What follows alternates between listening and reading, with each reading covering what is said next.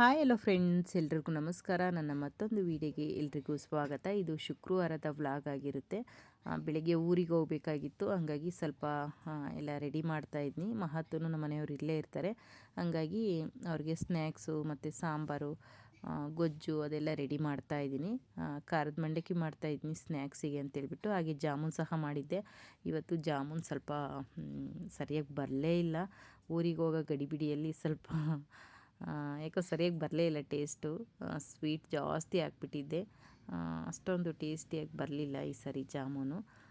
ಹಾಗೆ ಬೆಳಗ್ಗೆ ಸಾಂಬಾರು ಮಾಡಿದ್ದೆ, ಅದೊಂದು ಸ್ವಲ್ಪ ಇತ್ತು. ನೈಟು ಈಗ ಬೆಂಡೆಕಾಯಿ ಸಾಂಬಾರು ಮಾಡ್ತಾಯಿದ್ದೀನಿ. ತುಂಬಾ ಚೆನ್ನಾಗಿ ಬಂದಿತ್ತು ಬೆಂಡೆಕಾಯಿ ಸಾಂಬಾರು ಮಾತ್ರ. ನಾನು ಊರಿಗೆ ಹೋಗ್ಬೇಕಂದ್ರೆ ಸುಮ್ಮನೆ ರೆಡಿಯಾಗಂತೂ ಊರಿಗೆ ಹೋಗಲ್ಲ, ಮನೆಯಲ್ಲಿ ಇರೋರಿಗೆಲ್ಲ ರೆಡಿ ಮಾಡಿ ಮತ್ತು ನಾನು ಊರಿಂದ ಬರೋವರೆಗೂ ಸಾಂಬಾರಾಗಲಿ ಗೊಜ್ಜಾಗಲಿ ನಾನು ಬಂದ್ರೂ ಇರೋ ಥರ ಮಾಡಿಟ್ಟು ಹೋಗ್ತೀನಿ. ಇವತ್ತು ಬೆಳಗ್ಗೆ ಬೇರೆ ಸಾಂಬಾರು ಮಾಡಿದ್ದೆ, ಬೇಳೆ ಸಾರು ಟೈಪು, ತಿಳಿ ಸಾರು. ಈಗ ಬೆಂಡೆಕಾಯಿ ಸಾಂಬಾರು ಮಾಡಿಟ್ಟೆ, ಯಾಕಂದರೆ 2 ದಿನ ನಾನು ಊರಲ್ಲಿರೋದಿಲ್ಲ, ಹಂಗಾಗಿ ಮಹತ್ತೂ ಇರೋದ್ರಿಂದ ಸ್ವಲ್ಪ ಸಾಂಬಾರುಗಳು ಮತ್ತು ವಾಂಗಿಭಾತ್ ಗೊಜ್ಜು ಮಾಡಿದ್ದೆ ಬೆಳಗ್ಗೆ. ವಾಂಗಿಭಾತ್ ಗೊಜ್ಜು ತಿಂಡಿಗಾಗುತ್ತೆ, ಊಟಕ್ಕೆ ಸಾಂಬಾರಾಗುತ್ತೆ ಅಂತೇಳ್ಬಿಟ್ಟು ಮೊಸರು ಸಹ ಹಾಕಿಟ್ಟಿದ್ದೀನಿ. ಈಗ ಶುಕ್ರವಾರ ಬೆಳಗ್ಗೆನೇ 5 ಗಂಟೆಗೆ ಊರಿಗೆ ರೆಡಿಯಾಗಿ ಹೊರಡ್ತಾ ಇದ್ದೀನಿ. ನಾವು ಎಲ್ಲೇ ಹೋಗ್ಬೇಕಂದ್ರೂ ಇಲ್ಲಿ ನಮ್ಮ ಮನೆ ಹತ್ರ ಸರ್ಕಲಲ್ಲಿ ಮಾರಿಯಮ್ಮನ ದೇವಸ್ಥಾನ ಇದೆ. ಇಲ್ಲಿ ಬಂದು ಈ ತಾಯಿಗೆ ನಮಸ್ಕಾರ ಮಾಡಿಕೊಂಡು ಬಟ್ಟಿಟ್ಕೊಂಡೆ ನಾವು ಎಲ್ಲೇ ಹೋಗ್ಬೇಕಂದ್ರೆ ಇಲ್ಲಿ ಪ್ರದಕ್ಷಿಣೆ ಮಾಡಿಕೊಂಡು ಕೈ ಮುಗಿದು ಹೋಗೋದು. ಈಗ ಕರೆಕ್ಟಾಗಿ 5 ಗಂಟೆ ಆಗಿದೆ ಟೈಮು. ಈಗ ಹೊರಡ್ತಾ ಇದ್ವಿ ನಾನು ಪ್ರತೀಕು. ನಮ್ಮ ಮನೆಯವರು ಮಹತ್ತು ನಾಳೆ ಬರ್ತಾರೆ. ನಾವು ಒಂದಿನ ಮುಂಚೆನೇ ಹೋದ್ವಿ. ಎಲ್ಲಿಗೆ ಹೋಗ್ತಾ ಇದ್ದೀನಿ ಅಂತ ನಿಮಗೆ ಈಗ ಗೊತ್ತಾಗುತ್ತೆ. ಈ ಸರಿ ಅಂತೂ ಶಿರಾ ಅದೆಷ್ಟು ಸಲ ಬಂದಿದ್ನೋ ನೆನಪೇ ಇಲ್ಲ ನನಗೆ. ತುಂಬ ಈ ವರ್ಷದಲ್ಲಂತೂ ಲೆಕ್ಕ ಇಲ್ಲದಷ್ಟು ಬಂದಿದ್ನಿ ಅಂತಲೇ ಹೇಳ್ಬೋದು. ಈ ವರ್ಷ ಶಿರಾದ ಕಡೆನೇ ತುಂಬ ಫಂಕ್ಷನ್ಗಳಿರೋದು, ಹಂಗಾಗಿ ಇವತ್ತು ಸಹ ಶಿರಾದ ಪಕ್ಕದಲ್ಲೇ ಇತ್ತು. ನಮ್ಮ ಅಕ್ಕನ ಮಗಳು ತಡಕ್ಲೂರು ಅಂತೇಳ್ಬಿಟ್ಟು ಅಲ್ಲಿ ಇವತ್ತು ದೇವ್ರದ್ದು ಪ್ರತಿಷ್ಠಾಪನೆ ಇತ್ತು ಕರಿಯಮ್ಮಂದು, ಹಂಗಾಗಿ ಬಂದಿದ್ವಿ. ಶಿರಾದಲ್ಲಿ ಬೇಗ ಬಂದ್ವಿ, ಇವತ್ತು 8:20ಕ್ಕೆಲ್ಲ ಶಿರಾದಲ್ಲಿದ್ವಿ. ಹಂಗಾಗಿ ಸ್ವಲ್ಪ ಹೊತ್ತು ಇನ್ನೂ ಟೈಮ್ ಇತ್ತು, ಹಂಗಾಗಿ ನಾನು ಪ್ರತೀಕು ಸ್ವಲ್ಪ ವೀಡಿಯೋ ಮಾಡ್ಕೊಳ್ತಾ ಇದ್ವಿ. ಬೆಳಗ್ಗೆನೇ ಇನ್ನೂ ಜನ ಕಡಿಮೆ ಇದ್ದರು. ತುಂಬ ಚೆನ್ನಾಗಿದೆ ಶಿರಾ ಬಸ್ ಸ್ಟ್ಯಾಂಡ್.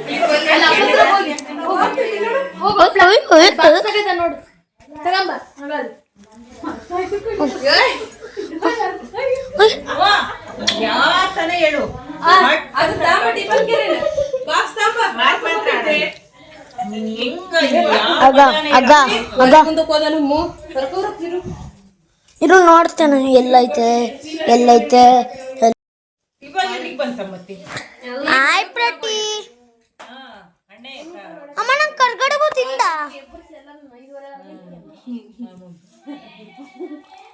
ಗೊತ್ತೋದು ಮುಂಚೆನೆ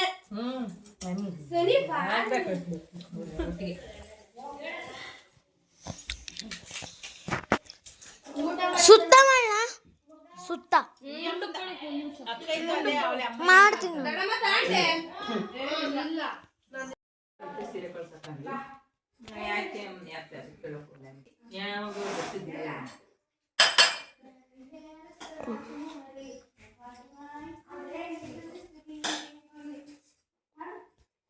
ಈಗ ನಮ್ಮ ಸುಮಾರು ಊರಿಗೆ ಬಂದ್ವಿ. ಇದು ತಡಕ್ಲೂರು ಪಾಳ್ಯಂ ಅಂತ ಹೇಳ್ಬಿಟ್ಟು ಬಂದು ಕೈಕಾಲು ಮುಖ ಎಲ್ಲ ತೊಳ್ಕೊಂಡು ಊಟಕ್ಕೆ ಕೂತ್ಕೊಂಡಿದ್ವಿ. ಊಟಕ್ಕೆ ಮಾತಾಡ್ತಾ ಬರದಲ್ಲಿ ಸುಮ್ಮನೆ ಹಿಂಗೆ ಬೇಕಂಗೆ ಊಟ ಮಾಡ್ತಾಯಿದ್ವಿ ಬಿರಿನ. ಅದಾಗಿದ ತಕ್ಷಣ ಊಟ ಎಲ್ಲ ಆದಮೇಲೆ ಬೆಳಗ್ಗೆನೇ ಎಲ್ಲ ಬಳೆ ಹಾಕಿಸ್ಕೊಂಡಿದ್ರು. ನಾನು ಒಬ್ಬಳೇ ಸ್ವಲ್ಪ ಲೇಟಾಗಿ ಬಂದೆ, ಹಂಗಾಗಿ ನಾನು ಒಬ್ಬಳೇ ಇದ್ದೆ ಬಳೆ ಹಾಕಿಸ್ಕೊಳ್ಳೋಕ್ಕೆ. ಇದು ನನಗೆ ತವ್ರ ಮನೆ ಥರ. ಸುಮಾರು ಯಜಮಾನ್ರು ನನಗೆ ಅಣ್ಣ ಆಗಬೇಕು, ಹಂಗಾಗಿ ಬಳೆ ಹಾಕಿಸ್ಕೊಳಮ್ಮ ಅಂತ ಹೇಳಿದರು. ನಾನು ಹಂಗಾಗಿ ಕೈ ತುಂಬ ಬಳೆ ಹಾಕಿಸ್ಕೊಂಡು ಅದಾಗಿದ ತಕ್ಷಣ ಪ್ರತಿಕುಂಗೆ ಇಲ್ಲಿ ನಮ್ಮ ಸುಮಾರು ಊರಲ್ಲಿ ಏನಂದರೆ ಒಳಗಡೆ ನೆಟ್ವರ್ಕ್ ಬರೋದೇ ಇಲ್ಲ. ಪುನಃ ನಾವು ಫೋನ್ ಮಾಡಬೇಕು ಅಂದರೆ ಮತ್ತು ನಮಗೆ ನೆಟ್ವರ್ಕ್ ಬರಬೇಕು ಅಂದರೆ ರೋಡಿಗೆ ಬರಬೇಕು. ಹಾಗಾಗಿ ಇಲ್ಲಿ ರೋಡಲ್ಲಿ ಒಂದು ಮರ ಇದೆ ಹೂವಿಂದು, ಅಲ್ಲಿ ಇವರು ನಮ್ಮ ಸೋದ್ರ ಮಾವ ಆಗಬೇಕು. ಇವ್ರನ್ನ ನೋಡಿ ತುಂಬ ವರ್ಷಗಳಾಗಿತ್ತು.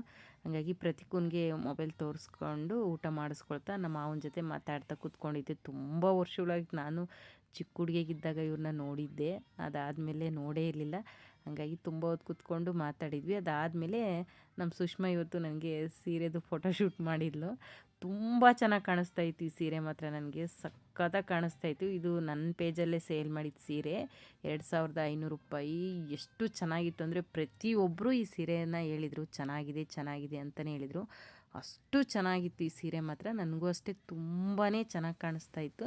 ಯಾರಿಗಾದ್ರೂ ಬೇಕಂದರೆ ಇನ್ನೊಂದು 2 ಪೀಸ್ ಇದೆ, ಬೇಕಂದರೆ ಬುಕ್ ಮಾಡ್ಕೊಳ್ಳಿ. 2500 ಆಗುತ್ತೆ. All over India free shifting ಇರುತ್ತೆ. ತುಂಬಾ ಚೆನ್ನಾಗಿ ಕಾಣಿಸ್ತಾ ಇತ್ತು ಸ್ಯಾರಿ ಮಾತ್ರ. ಕಲರ್ ಆಗಲಿ, ಕಲರ್ ಕಾಂಬಿನೇಷನ್ ಆಗಲಿ, ಸ್ಯಾರಿ ಕ್ವಾಲಿಟಿ ಆಗಲಿ, ಮತ್ತು ಸ್ಯಾರಿದು ಶೈನಿಂಗ್ ಇದೆಯಲ್ಲ ಸಕ್ಕತ್ತಾಗಿತ್ತು. ಮತ್ತು ನಾವು ಯಾವ ಥರ ವೇರ್ ಮಾಡ್ತೀವೋ ಅದೇ ಥರ ನೀಟಾಗಿ ಕುತ್ಕೊಳ್ತಾ ಇತ್ತು ಸ್ಯಾರಿ ಮಾತ್ರ. ತುಂಬ ವೆಯ್ಟ್ಲೆಸ್ ಇದೆ, ತುಂಬ ಕಂಫರ್ಟಬಲ್ ಫೀಲ್ ಕೊಡ್ತಾಯಿತ್ತು ಸ್ಯಾರಿ ಮಾತ್ರ. ಸಕ್ಕತ್ತಾಗಿತ್ತು. ಇವ್ರು ಬಂದುಬಿಟ್ಟು ನಮ್ಮ ಸೋದ್ರ ಮಾವ ಆಗಬೇಕು. ಇಲ್ಲೇ ನಮ್ಮ ಸುಮಾರು ಮನೆ ಪಕ್ಕದಲ್ಲೇ ಇರೋದು. ಹಂಗಾಗಿ ನಮ್ಮ ಅವ್ರ ಮನೆಗೆ ಹೋಗಿ ಬರೋಣ ಅಂತೇಳ್ಬಿಟ್ಟು ದೇವಸ್ಥಾನಕ್ಕೆ ಹೊರಟು ಹೋಗ್ತಾಯಿದ್ವಿ. ಹಾಗೆ ಮಾತಾಡಿಸ್ಕೊಂಡು ಹೋಗೋಣ, ಮತ್ತು ನಮ್ಮ ಮಾವ ಬಂದಿಲ್ಲ ಅಂದ್ಕೊಳ್ತಾರೆ, ಲೇಟಾಗಿ ಹೋದರೆ ಇಷ್ಟು ಲೇಟಾಗಿ ಬರೋದು ಅಂತ ಬೈತಾರೆ ಅಂತೇಳ್ಬಿಟ್ಟು ಹಂಗೆ ಹೋಗ್ತಾ ಮಾತಾಡಿಸ್ಕೊಂಡು ಇಲ್ಲಿ ದೇವಸ್ಥಾನ ಹತ್ರ ಬಂದ್ವಿ. ಕರಿಯಮ್ಮನ ದೇವಸ್ಥಾನ. ನಮ್ಮ ಸುಮಾರು ಮನೆಗೂ ಇದಕ್ಕೂ ತುಂಬ ದೂರ. ನಮ್ಮ ಸುಮಾರದ್ದು ಮನೆ ಬಂದುಬಿಟ್ಟು ಪಾಳ್ಯವ್ ಅಂತೇಳ್ಬಿಟ್ಟು, ತಡಕ್ಲೂರು ಪಾಳ್ಯವ್ ಅಂತೇಳ್ಬಿಟ್ಟು, ತಡಕ್ಲೂರಲ್ಲಿ ದೇವಸ್ಥಾನ ಇರೋದು.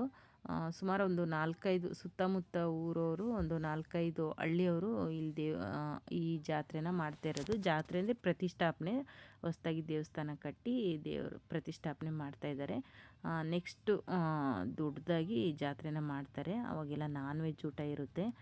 ಪ್ರತಿಕೂನ ನಮ್ಮಮ್ಮ ಕರ್ಕೊಂಡಿದ್ರು, ಹಂಗಾಗಿ ನಾನು ಸ್ವಲ್ಪ ಫ್ರೀಯಾಗಿದ್ದೆ. ಸ್ವಲ್ಪ ಒಂದೊಂದು ಕ್ಲಿಪ್ಪಿಂಗ್ನ ತೊಗೊಂಡೆ.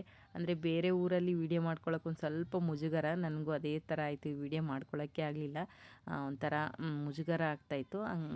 ಆದ್ರೂ ಅಲ್ಲೊಂದು ಕ್ಲಿಪ್ಪಿಂಗ್ನ ತೊಗೊಂಡೆ. ದೇವರಂತೂ ಎದ್ದು ಬರೋ ಥರ ಇತ್ತು, ಅಷ್ಟು ಚೆನ್ನಾಗಿತ್ತು. ನಿನ್ನೆಯಿಂದನೂ ಇಲ್ಲಿ ಇದು ಪೂಜೆ ಅನ್ನೋದು ಆಗ್ತಾಯಿತ್ತು. ಇವತ್ತು ಲಾಸ್ಟ್ ಡೇ. ತುಂಬಾ ಚೆನ್ನಾಗಿ ಮಾಡಿದ್ದಾರೆ ಎಲ್ಲನ. ನೈಟಂತೂ ಸಖತ್ತಾಗಿತ್ತಂತೆ. ನಾನು ಬರೋಕ್ಕಾಗಿರಲಿಲ್ಲ ನಿನ್ನೆ.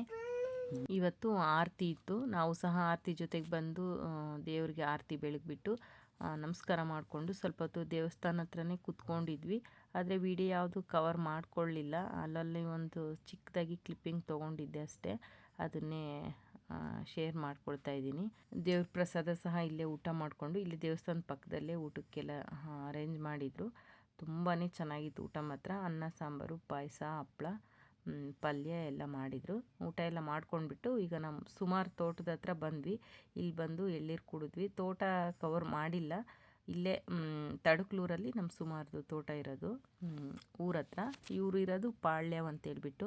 ಇಲ್ಲಿ 1-2 ರೀಲ್ಸ್ ಸಹ ಮಾಡಿದ್ವಿ. ನಾನು ಫಸ್ಟ್ ಟೈಮ್ ಅಂದರೆ ಇದೇ ಫಸ್ಟು ರೀಲ್ ಅಂತಲೇ ಹೇಳ್ಬೋದು.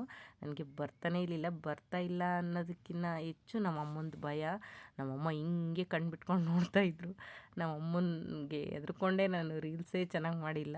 ಒಂದು 30 ಸೆಕೆಂಡ್ ಅಷ್ಟೇ ರೀಲ್ಸ್ ಮಾಡಿದ್ದು, ಆದ್ರೂ ಅದು ಸರಿಯಾಗಿ ಮಾಡಿಲ್ಲ ನಾನು. ನಮ್ಮಮ್ಮಗೆ ಭಯ ಒಂಥರ ನನಗೆ, ಹಂಗಾಗಿ ನಾನು ರೀಲ್ಸೇ ಸರಿಯಾಗಿ ಮಾಡಿಲ್ಲ.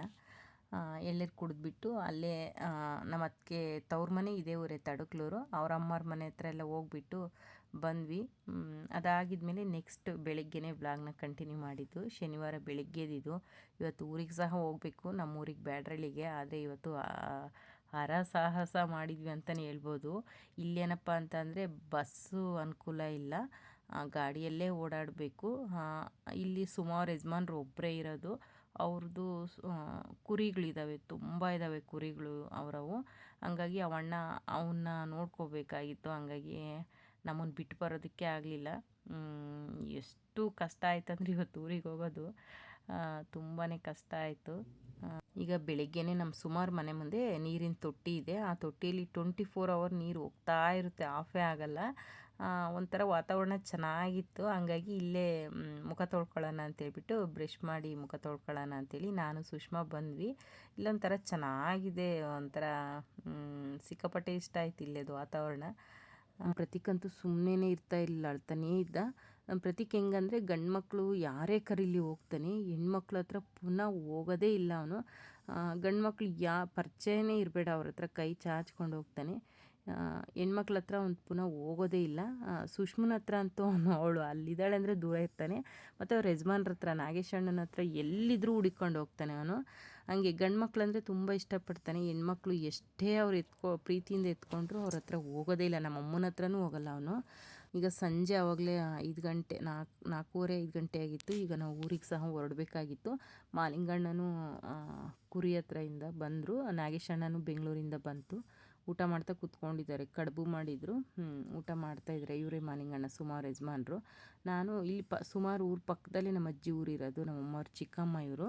ನಮ್ಮ ಅಜ್ಜಿ ಊರಲ್ಲಿ ಸಹ ಇದು ಕರಿಯಮ್ಮಂದು ಹಬ್ಬ ಇತ್ತು. ನಮ್ಮ ಆಂಟಿಯವರೆಲ್ಲ ನೆನ್ನೆನೇ ಬಂದು ಬೆಳಗ್ಗೆ ಹೋಗಿದ್ದಾರೆ. ಈಗ ನಮ್ಮ ಅಜ್ಜಿ ಒಬ್ಬರೇ ಇದ್ದರು. ನಮ್ಮ ಅಜ್ಜಿಗೆ ಹುಷಾರಿರಲಿಲ್ಲ. ಹಂಗಾಗಿ ಇಲ್ಲೇ ಪಕ್ಕದಲ್ಲೇ ಬಂದಿದ್ದು ನೋಡ್ಕೊಂಡು ಹೋಗೋಣ ಅಂತೇಳ್ಬಿಟ್ಟು ನಾನು ಬೇಗ ಬಂದೆ. ಅಜ್ಜಿ ನೋಡಿಕೊಂಡು ಅದಾದಮೇಲೆ ಬಸ್ ಬರುತ್ತೆ, ಬಸ್ಸಿಗೆ ಹೋಗೋಣ ಅಂತೇಳ್ಬಿಟ್ಟು ಬಂದರೆ ಬಸ್ಸೇ ಇಲ್ಲ. 6 ಗಂಟೆ ಆದ್ರೂ ಇವತ್ತು 8 ಗಂಟೆ, ರಾತ್ರಿ 8 ಗಂಟೆ ಆದರೂ ಬಸ್ಸೇ ಇರಲಿಲ್ಲ. ಲಾಸ್ಟಿಗೆ ನಮ್ಮ ಮನೆಯವರು ಮತ್ತು ನಮ್ಮ ಭಾವ ಕಾರ್ ತೊಗೊಬಂದು ನಮ್ಮೂರಿಂದ ನನ್ನ ಕರ್ಕೊಂಡು ಹೋಗಿದ್ದಾಯಿತು. ಅಷ್ಟು ಫಜೀತಿ ಆಯಿತು. ಇವತ್ತಂತೂ ಬಸ್ಗಳೇ ಇಲ್ಲ. ಶನಿವಾರ ಮದುವೆ ಸೀಸನ್ ಬೇರೆ ಇದು. ಶನಿವಾರ ಭಾನುವಾರ 4 ಬಸ್ ಬರಬೇಕಾಗಿತ್ತಂತೆ ಧರ್ಮಪುರಕ್ಕೆ, ಒಂದೂ ಬರಲಿಲ್ಲ. ಲಾಸ್ಟಿಗೆ ನಮ್ಮ ಭಾವನು ಮತ್ತು ನಮ್ಮ ಮನೆಯವರು ಕಾರ್ ತೊಗೊಬಂದು ನನ್ನ ಕರ್ಕೊಂಡು ಹೋಗಿದ್ದಾಯಿತು. ಇವರು ನಮ್ಮ ಅಮ್ಮವ್ರ ಚಿಕ್ಕಮ್ಮ, ಸಿಕ್ಕಜ್ಜಿ ಅಂತೇಳ್ಬಿಟ್ಟು. ಇದು ನಾನು ಸೇಲ್ ಮಾಡಿದ ಸ್ಯಾರಿ, ನನ್ನ ಹತ್ರನೇ ತೊಗೊಂಡಿದ್ದು ಸ್ಯಾರಿನ. ತುಂಬ ಚೆನ್ನಾಗಿತ್ತು. ನಮ್ಮ ಅಜ್ಜಿ ತುಂಬ ಸ್ಟ್ರಾಂಗ್ ಇದ್ದರು. ಎಷ್ಟು ಈ ಅಜ್ಜಿ ನೋಡಿದರೆ ಭಯ ಆಗ್ತಿತ್ತು ನಮಗೆ. ಚಿಕ್ಕ ಹುಡುಗರಲ್ಲಿ ಈ ಅಜ್ಜಿ ನಾವು ಮಾತಾಡಿಸ್ತಾನೆ ಇರಲಿಲ್ಲ. ತುಂಬ ಭಯ, ತುಂಬ ಸ್ಟಿಕ್ಟು ಈ ಅಜ್ಜಿ. ಆದರೆ ಇವಾಗ ಅಷ್ಟೇ ಮಗು ಥರ ಆಗಿದ್ದಾರೆ. ಯಾಕೆಂದರೆ ಈ ನಮ್ಮ ಅಜ್ಜಿಗೆ ಈ ಕಳ್ಳರು ಯಾವನ ಗೂಬೆ ನನ್ನ ಮಗ ಬಂದು ನಮ್ಮ ಅಜ್ಜಿ ಕಿವಿಯಲ್ಲಿರೋ ಓಲೆ ಕಿತ್ಕೊಳ್ಳೋಕೆ ಬಂದು ನಮ್ಮ ಅಜ್ಜಿ ಕಿವಿನೇ ಕಿತ್ಬಿಟ್ಟಿದ್ದೆ ಎರಡೂ. ಅಜ್ಜಿ ಅವಾಗಿಂದ ತುಂಬ ಹೆದ್ರುಕೊಂಡಿದೆ. ಮತ್ತು ಫುಲ್ಲು ಕುಗ್ಗಿ ಹೋಗಿತ್ತು ಅಜ್ಜಿ. ನೋಡಿ ಈ ರೂಮಲ್ಲಿ ಚಿಕ್ಕ ರೂಮು. ಅಜ್ಜಿಯವ್ರ ಮನೆ ತುಂಬ ದೊಡ್ಡದು. ಅವಾಗೆಲ್ಲ ತುಂಬ ದೊಡ್ಡ ಅಜ್ಜಿ ಒಂದೇ ಇರೋದ್ರಿಂದ ಒಂದು ಚಿಕ್ಕದಾಗಿ ರೂಮಲ್ಲಿದ್ದಾರೆ. ನಮ್ಮ ಆಂಟಿಯವರೆಲ್ಲ ಬೆಂಗಳೂರಲ್ಲಿದ್ದಾರೆ, ಸ್ವಂತ ಮನೆ ಕಟ್ಕೊಂಡು. ಅಜ್ಜಿ ಇಲ್ಲಿ ಸ್ವಲ್ಪ ಹೊಲ ಆಸ್ತಿ ಎಲ್ಲ ಇರೋದ್ರಿಂದ ಊರಲ್ಲೇ ಇದ್ದಾರೆ. ಹಾಗಾಗಿ ಒಂದು ಚಿಕ್ಕ ರೂಮಲ್ಲೇ ಇದ್ದಿದ್ದು ಮಲ್ಕೊಳ್ತಾ ಇದ್ರು. ಒಬ್ಬ ಕಳ್ಳ ಬಂದುಬಿಟ್ಟು ಬಾಗಿಲು ಬಡಿದ್ಬಿಟ್ಟು ನಮ್ಮ ಅಜ್ಜಿನೇ ಕಿವಿನೇ 2 ಕಿವಿನೂ ಕಿತ್ಬಿಟ್ಟಿದ್ದ. ಅವಾಗಿಂದ ನಮ್ಮ ಅಜ್ಜಿ ಪೂರ್ತಿ ಕುಗ್ಗೋಗಿತ್ತು. ಈ ಥರ ಇರಲೇ ಇಲ್ಲ. ಅಜ್ಜಿ ಫುಲ್ಲು ಸ್ಟ್ರಾಂಗು. ನಾವಂತೂ ಈ ಅಜ್ಜಿ ಮಾತಾಡ್ಸೋದಕ್ಕೆ ಹೆದರ್ಕೊಳ್ತಾ ಇದ್ವಿ. ಇವಾಗ ಅಂದರೆ ಮಗು ಥರ ಆಗಿಬಿಟ್ಟಿದೆ.